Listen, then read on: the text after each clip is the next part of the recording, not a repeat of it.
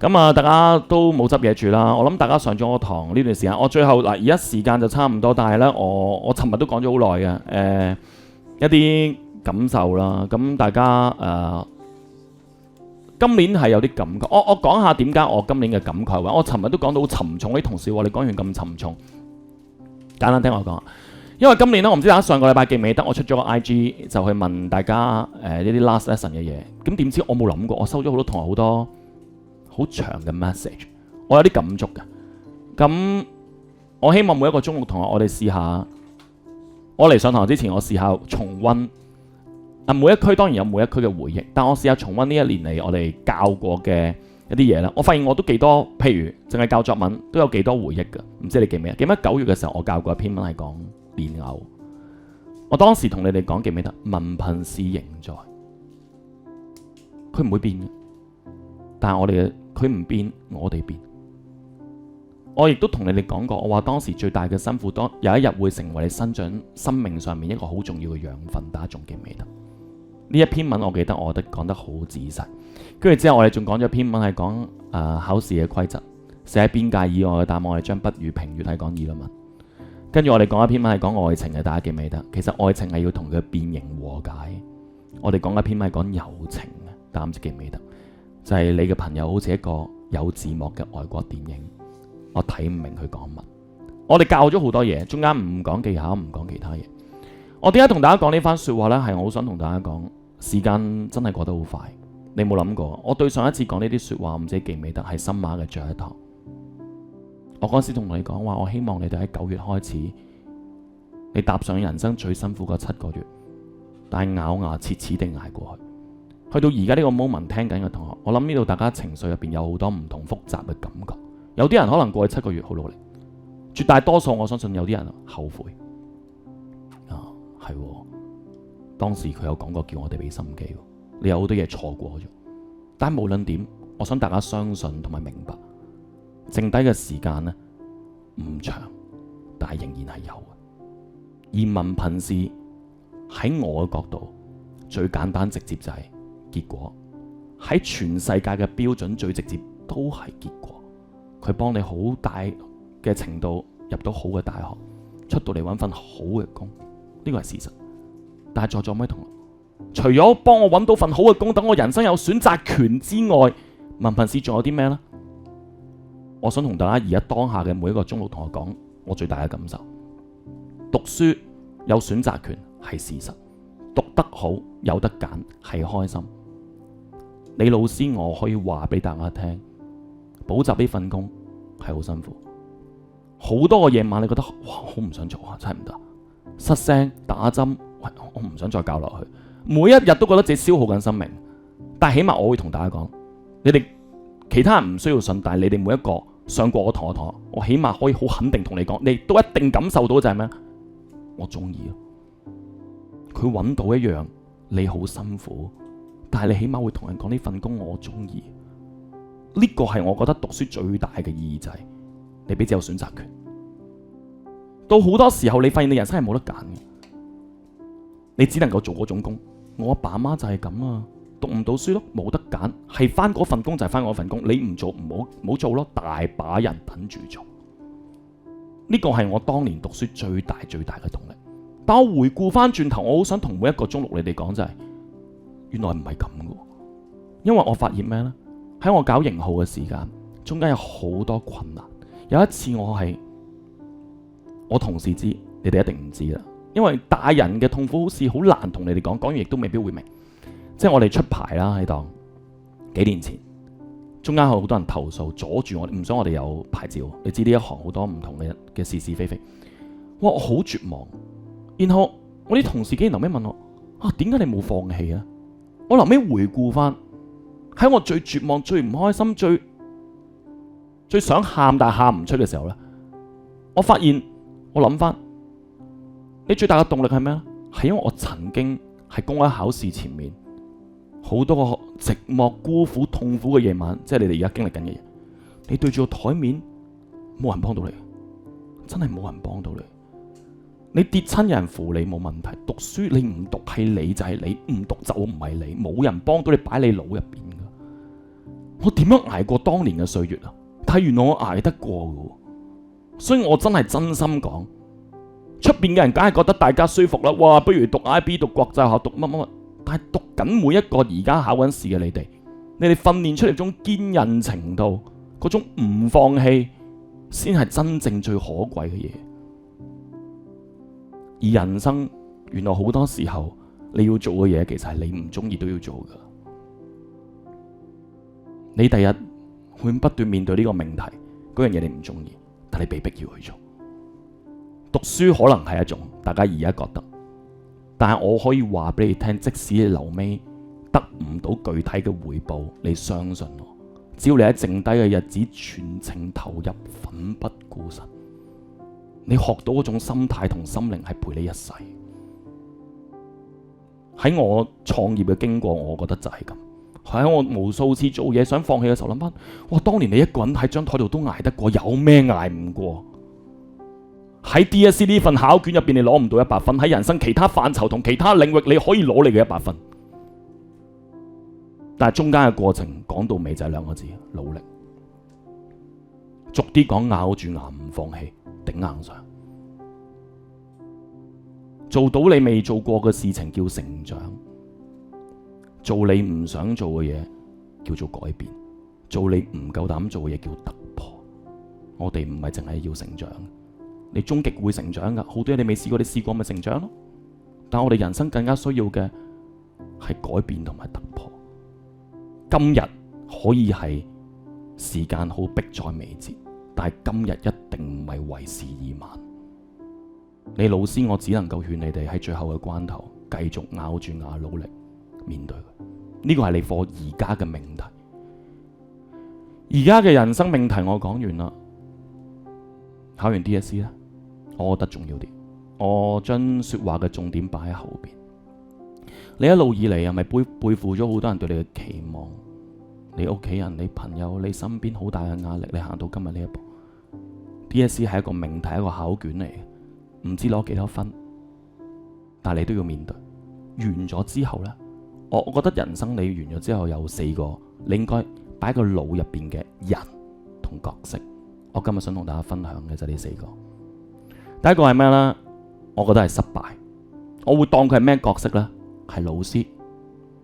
大家覺得可能黐線噶，失敗點解會當係老師？因為我永遠覺得失敗係咩嚟嘅呢？係最嚴厲、俾分最 harsh 嘅老師，佢永遠都會俾我好多唔同嘅考驗噶。但係在座咩同學，失敗呢樣嘢最得意嘅就係佢俾我嘅考驗，往往係最幫到我。所以我想同你哋講，往後你人生跨歷咗 DSE 之後，你會遇到好多唔同嘅失敗。相信我唔係要同大家做樂觀主義者，因為一定有失敗，而且多，而且一個比一個大。我哋要應付佢就係咩呢？有更大嘅心臟。你哋一定要比我想象中更加堅韌嘅，所以而佢就係一個最嚴厲嘅老師。每次失敗出現嘅時候，我已經係同自己吞，你又出現啦。今次你想教識我啲咩啊？一個成功嘅人呢，我想大家以後呢，唔好再講如果2個字，將如果抹咗佢，將如果變成下次。如果嗰日我有同佢講呢番說話，如果嗰日我有上呢一個堂，如果嗰日我有見佢一面。以後變成下次啊！下次我有做到呢樣嘢，下次我會咁，下次我會咁，下次我會珍惜，下次我會點？唔好再講如果，講下次。你以後人生入邊，如果每一次你想講如果咁，你將呢個懊悔嘅過去式變成下次我會點嘅將來式啦。我覺得呢個先係對你哋人生最大嘅收穫。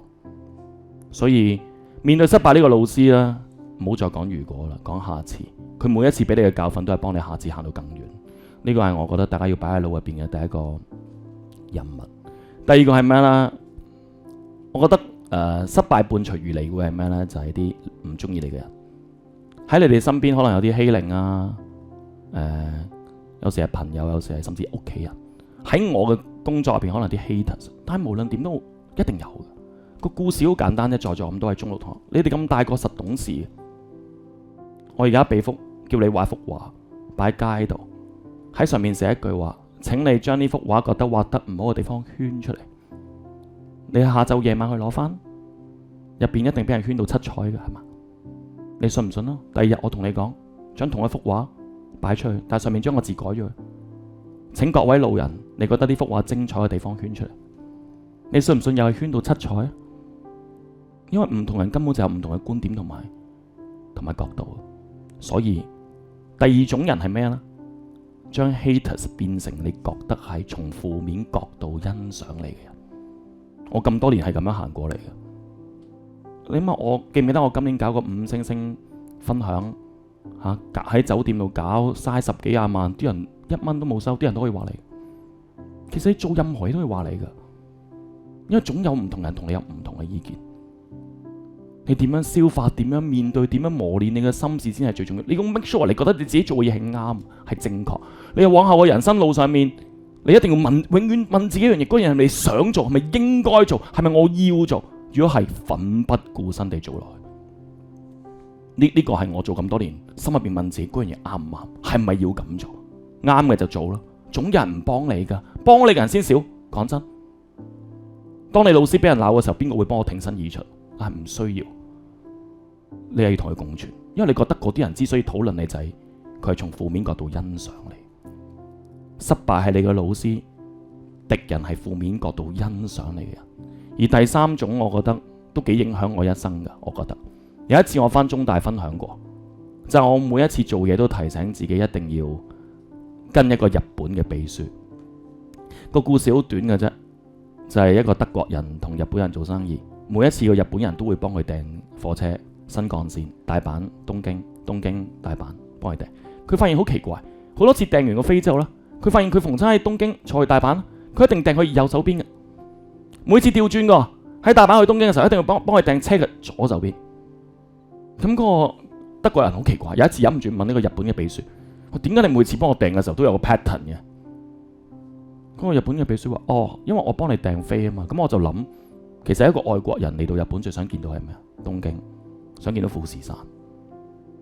所以喺翻大阪嗰程路，我幫你訂右邊嘅車廂；翻嚟我幫你訂左邊，等你每一次都見到富士山。你可以唔認同，但我好想大家明白，呢個日本嘅秘書喺我人生入邊最大嘅記憶係，原來做嘢係追求細節。0.1，每日就做嗰0.1。即係你哋可能會覺得黐線，林覓欣你使唔使啊？考試最後5分鐘就同我講要點，15分鐘又同我講點，連支筆係用邊支都同我講。其實你老師一路以嚟就係想話俾你聽，我人生入邊最擺喺個腦入邊就係個細節點樣0.1吞好啲咧，好似好黐線係嘛？完美主義到咁嘅程度使唔使啊？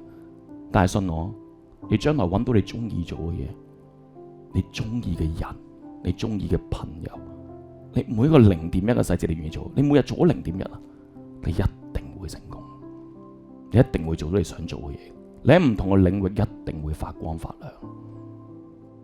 最後一個人，講完失敗嘅老師，講完一個負面角度欣賞你嘅人，同埋講完一個日本嘅秘書，我最後一個想同大家講嘅係你未來嘅自己。我喺你嘅年紀入邊啦，17、18歲，我考緊即係準備考公開考試之前有一晚，好搞笑，我落咗樓下嘅公園，然後我發現人生最大嘅動力竟然係嗰半個鐘。我突然間個腦入邊問自己個問題：25歲嘅我想點？因為我知道人生係有終點，喺限期之前，究竟諗你想活成一個點樣嘅人？係咪好勞勞碌碌咁樣一世呢？然後我想象咗個好恐怖嘅畫面，就我25歲嘅時候呢，就讀唔到大學，然後呢就揾咗份工，嗰份工呢我每日都呻嘅，係咁 X 個老闆，係咪？跟住每日呢讀翻完工之後呢，喺樓梯嗰度係咁食煙，就同啲人喺度煲煙，好唔開心咁樣喺度鬧。翻到屋企嘅時候又阿爸阿媽又年老啦，開始唔舒服啦，然後又交租啦，然後咁一世，我唔甘心。我問自己嘅最大問題就係你甘唔甘心係咁？所以我想同大家講，我講幾多未來嘅願景係刺激唔到你，只有恐懼同想像先刺激到你。你今晚翻屋企問下自己，你想你25歲嘅你，好似我當年，你企喺當年歪歪企嗰個時光嘅洪流，同一個影子交疊，7年後、8年後嘅你想點？想變成個點樣嘅人？好快到嘅，你信我。你讀方科嘅時候都冇諗過咁快考 DSE，我教第1年大學畢業我都冇諗過搞咁多年。好快到噶啦。問下自己想成為一個點嘅人，喺限期之前你想成為點？因為恐懼先係最大嘅原動力。而如果你諗到嘅話，請你記住兩樣嘢：一，擺脫覺得自己唔得嘅想像，唔好再覺得自己唔得啦。等完一隻，你有冇見過泰國啲動物園啲大笨象攞條鐵鏈扣住？明明隻大笨象咁大力咁大份，就咁綁住個鐵鏈，佢竟然係唔喐嘅喎，我覺得好神奇啊！知唔知點解啊？因為佢哋細個仲係 BB 嘅時候點，就已經俾人用鐵鏈韞住咗啊嘛。到大個其實佢只要一用力就能夠掙斷嘅，但係佢冇咁做，係因為佢一路覺得自己唔得。你哋就係好似隻大象，我覺得你哋一定得，但係你就永遠都同我唔識㗎，我唔得，我做唔到。如果你唔想變成一個自己討厭嘅人，如果你恐懼自己將來變成一無是處，你就要先擺脫你嘅恐懼，然後增值自己。你係一粒沙，你掉喺沙灘度，我執唔到你嘅。你要令到自己從粒沙變成一粒明珠，變成一粒黃金。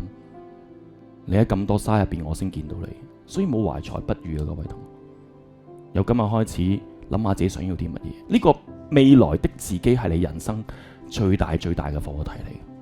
我10歲想象20，我2字頭會想象3字頭，我3字會想象4字。你人生想活到乜嘢？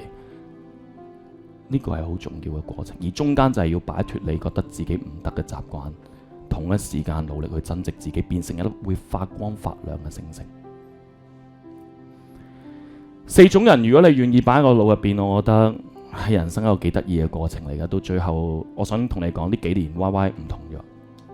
我覺得我好想做第5種人，係一個盲人，但係佢係會攞住盞燈。咁你哋會覺得好傻啦，一個盲人點解要攞燈？因為一個盲人攞燈好似冇價值。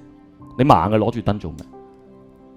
我覺得盲人攞燈嘅最大價值唔係淨係畀自己睇，因為睇唔到嘅，係俾人哋睇到你。當你幫緊人嘅時候，人哋都幫緊你。所以當我一個盲人，我喺路度行緊，我攞住盞燈，係啊，我見唔到，但係你哋經過嘅每一個見到我。呢個係我做教育嘅好重要嘅原因。我堅持俾自己體能大不如前，仲繼續做落去，我覺得呢個係最大嘅原因。你會收穫好多嘢嘅喺班房入邊，即係你哋嘅語言、你哋嘅時代、你哋嘅感覺。我冇出聲，但係我一地擺喺個心入邊。我希望你哋將來去到一個位置，你有能力，你謹記做一個提燈者，攞你盞燈照亮自己，照亮他人。呢個係你會覺得人生美好好多。最後希望大家公開考試入邊當然係漫天星海。呢個祝福係沉重嘅，但係我希望同大家有緣再見喺其他唔同嘅場合。亦都祝大家考試嘅時候支筆冇斷墨啦，因為斷墨就係我而家嘅狀態啦，唔捨得。臨尾用呢個 get 嚟收結可能會好啲，但係過去咁耐以嚟對大家嘅時間，我一路會擺喺心入邊。多謝大家，希望大家喺公考試入邊攞到好嘅成績，凱旋而歸。Thank you， 多謝咁多位，多謝，Thank you。